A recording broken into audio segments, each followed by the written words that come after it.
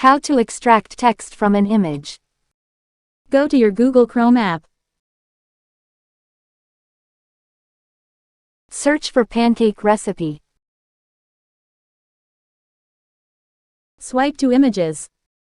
Scroll down.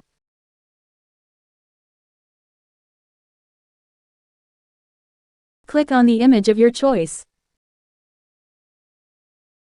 Long press the image to download. Open a new tab on your Google Chrome.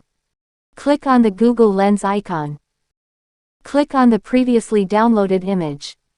After Google Lens is done analyzing the image, swipe to text. Google Lens will highlight all the words scanned on the picture. Now click on Copy Text and select all.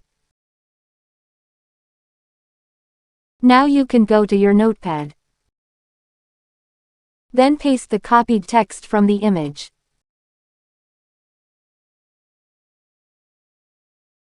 Give this video a thumbs up if it also works on your phone as well.